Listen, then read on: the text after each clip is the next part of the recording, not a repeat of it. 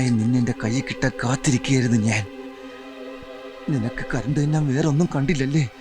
എന്റെ പാസ്പോർട്ട് തന്നെ വേണമായിരുന്നല്ലേ?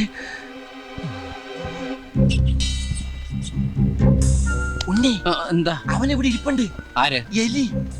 എന്റെ പാസ്പോർട്ട് കരണ്ട് ചെയ്യുന്നില്ലേ? എവിടെ? ഷെൽഫിന്റെ അകത്ത്. സുന്ദര, നീ എന്തേ കാണിക്കുന്നേ? തരാടാ. എടാ, ഇപ്പൊ സിഗല്ലാവുന്ന്. സുന്ദര, പറഞ്ഞു.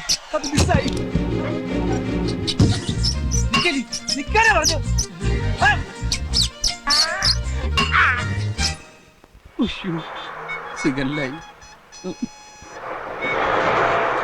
പോയി. വണ്ടി എടുക്കടോ, ഇങ്ങോട്ട് എടുക്കടോ. ഈശ്വര, ദേ വരുന്നു. സാറിനും കുട്ടികൾക്കെല്ലാം സുഖം തന്നെയല്ലേ? താൻ എന്തോ ഉണ്ടാക്കുവാടോ? അയ്യോ, വണ്ടി എടുത്ത് മാറ്റോ. എടുത്തു മാറ്റാൻ എനിക്ക് ആഗ്രഹമില്ലഞ്ഞിട്ടല്ല സാർ. വണ്ടി പിന്നെ ന്യൂട്രലിലാ കിടക്കണേ. ഫസ്റ്റിലിട്ട് അങ്ങോട്ട് എടുക്കടാ. അതാ സാർ പറഞ്ഞു വരുന്നത്.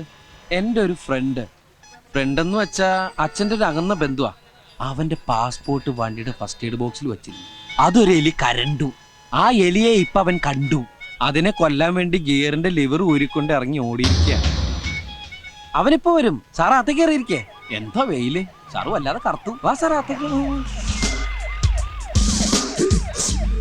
ഈശ്വര, വീരപ്പൻ കുറിപ്പ്. Okay sir.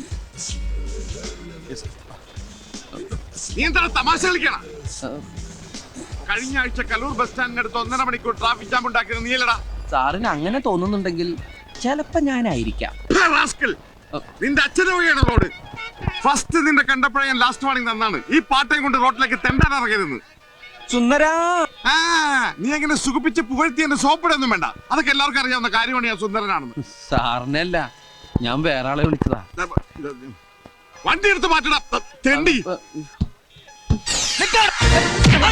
ഇനി മാറി കാലെ കൊണ്ടതാ. കാറിന്റെ അകത്ത്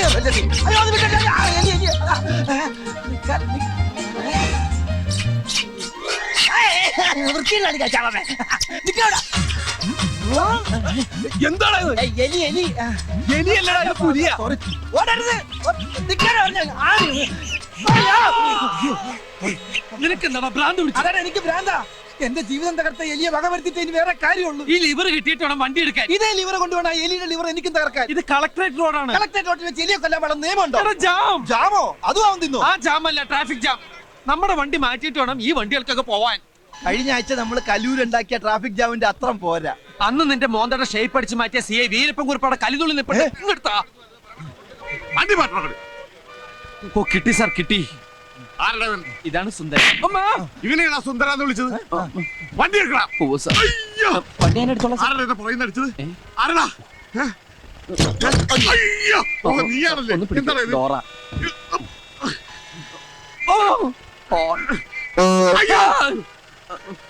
കേറുമ്പോ ബാക്കിൽ നിന്ന് വിളിക്കല്ലേ. നീ എന്താ വണ്ടി പൊളിച്ചെടുക്കുന്നു? ഇപ്പൊ ശരിയാക്കാം സാർ. വാതില്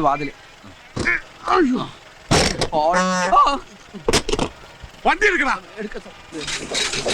ഒന്ന് മാറണോ? എന്താടാ? വണ്ടി ഓഫായി പോയി. പോയി വണ്ടി അല്ലടാ. വേഗം ചെല്ലടാ. സാറേ, അവൻ പറ്റിക്കും. തള്ളൂല. ഒന്ന് പോയി നോക്കൂ.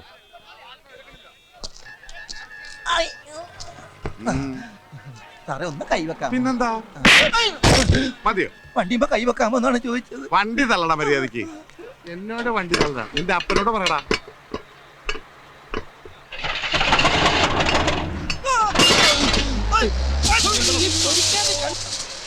ഉണ്ണി, ഞാനും വേണി പുറത്താണ്ടാ.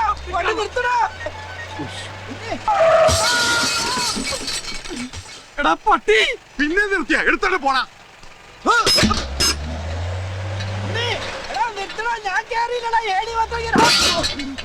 അയ്യോ, ഒന്നെലുങ്കി പോയി. വണ്ടി നിർത്തടാ. ഞാനിവിടെ കാണിച്ചോണ്ടിരിക്കണ്ട. ഹലോ എവരിബഡി, നഗരക്കാഴ്ചകൾ എന്ന ലൈവ് പ്രോഗ്രാമിലേക്ക് എല്ലാ പ്രേക്ഷകർക്കും സ്വാഗതം. പാമ്പുകൾക്ക് മാളമുണ്ട്, പറവകൾക്ക് ആകാശമുണ്ട്, മനുഷ്യപുത്രന് തലചായ്ക്കാൻ മണ്ണിലിടമില്ലെങ്കിലും ബസ്സിലിടം കണ്ടെത്താം എന്ന് തെളിയിച്ച മിസ്റ്റർ ഉണ്ണികൃഷ്ണനാണ് ഇന്നത്തെ നമ്മുടെ അതിഥി. Mister Unnikrishnan, you are welcome. സ്വന്തം കിടക്ക ബസ്സിൽ വിരിക്കേണ്ടി വന്ന സാഹചര്യത്തെ കുറിച്ച് മിസ്റ്റർ ഉണ്ണികൃഷ്ണൻ എയർനെറ്റ് ടെലിവിഷൻ പ്രേക്ഷകർക്ക് വേണ്ടി ഒന്ന് വിവരിക്കാമോ? Hello check. ഹലോ. അതൊക്കെ കഴിഞ്ഞു. നമസ്കാരം, എൻ്റെ പേര് ഉണ്ണികൃഷ്ണൻ. ഞാനാണ് ഇതിന്റെ ഈ വണ്ടിയുടെ മുതലാളി. പോയെ പോയെ തൃശ്ശൂർ ജില്ലയിലെ ഇരിങ്ങാലക്കുട പഞ്ചായത്തിൽ തൃക്കോട്ടൂരാണ് എൻ്റെ സ്വദേശം. ഞാൻ അത്ര പരിചിതനല്ലെങ്കിലും ഇരിങ്ങാലക്കുട താമരാക്ഷനെ നിങ്ങൾ എല്ലാവരും അറിയും. മനസ്സിലായില്ല. മനസ്സിലായില്ല? ഒരു ക്ലൂ തരാം. ഓ തൃശ്ശൂർ പൂരത്തിന് എഴുന്നള്ളിപ്പിന് മുമ്പിൽ തന്നെ ഉണ്ടാവും തലയെടുപ്പോടെ. ഓ ആന. ആനയല്ല, എന്റെ അച്ഛനാ. സോറി. ചെണ്ട വിദ്വാൻ ഇരിങ്ങാലക്കുട താമരാക്ഷൻ പിള്ള. അദ്ദേഹം 1998 ഡിസംബറിലെ മഞ്ഞുള്ള ഒരു രാത്രിയിലാണ് അത് സംഭവിച്ചത്. എന്ത് സംഭവിച്ചത്? തൃപ്രയാർ ശിവക്ഷേത്രത്തിൽ ഉത്സവം കഴിഞ്ഞ് ചെണ്ടയും തൂക്കി അച്ഛൻ നടന്നു വരികയാണ്. അച്ഛൻ പോലും പ്രതീക്ഷിക്കാതെ അപ്രതീക്ഷിതമായിട്ടാണ് ക്രിസ്റ്റഫർ ബാക്കിൽ വന്ന് ഇടിച്ചത്. ആരാ ഈ ക്രിസ്റ്റഫർ?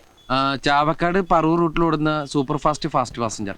അമ്മ നേരത്തെ മരിച്ചുകൊണ്ട് ഞാൻ ആകെ ഒരു മകനെ ഉണ്ടായിട്ടുള്ളൂ. അച്ഛന്റെ എല്ലാ ചികിത്സാ കാര്യങ്ങളും നോക്കിയിരുന്ന ഞാനാണ്.